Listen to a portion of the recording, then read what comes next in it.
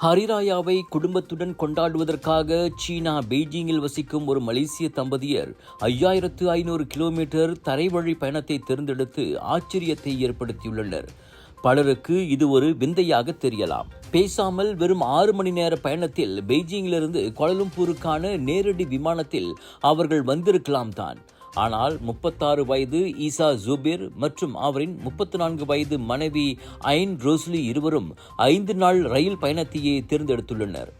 அவ்வகையில் அந்த சீன தலைநகரிலிருந்து மார்ச் 21ஆம் தேதி யூனான் பிரதேசத்தின் குன்மிங் வரை 14 மணி நேர அதிவேக ரயில் பயணத்தை தொடங்கினர்.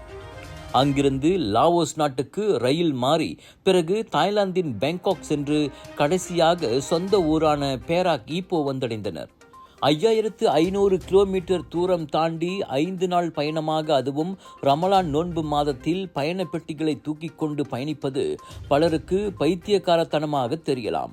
மிகுந்த களைப்புதான். ஆனால் இது ஒரு விலைமதிப்பில்லா மறக்க முடியாத அனுபவம் என இருவரும் சிரித்துக்கொண்டே கூறினர்.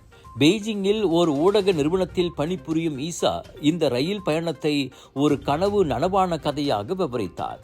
காரணம், அவர் நீண்ட காலமாகவே இந்த நாடுகளை கடந்து தரைவழியாக பயணிக்க விரும்பினார்.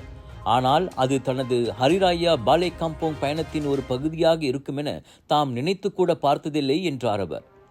5 நாள் ரயில் பயணத்திற்கு உடல் ஒத்துழைக்க ஏதுவாக வழக்கமாக உட்காரும் இருக்கைகளையும் தூங்கிக் கொண்டே செல்லும் படுக்கை இருக்கைகளையும் இவர்கள் புத்திசாலித்தனமாக மாறி மாறி முன்பதிவு செய்துள்ளனர். கடந்த ஆண்டு பிப்ரவரி முதல் சீனாவில் தங்கியுள்ள ஈசாவும் அவரது மனைவியும் 1 மாதத்திற்கு முன்பே இணையம் வாயிலாக ரயில் டிக்கெட்டுகளுக்கு முன்பதிவு செய்துவிட்டனர்.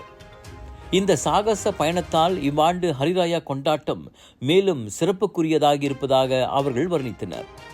ஹரிராயா விடுமுறை முடிந்து கணவனும் மனைவியும் விமானம் வழியாக ஏப்ரல் 10ஆம் தேதி சீனாவுக்கு புறப்படுகின்றனர்.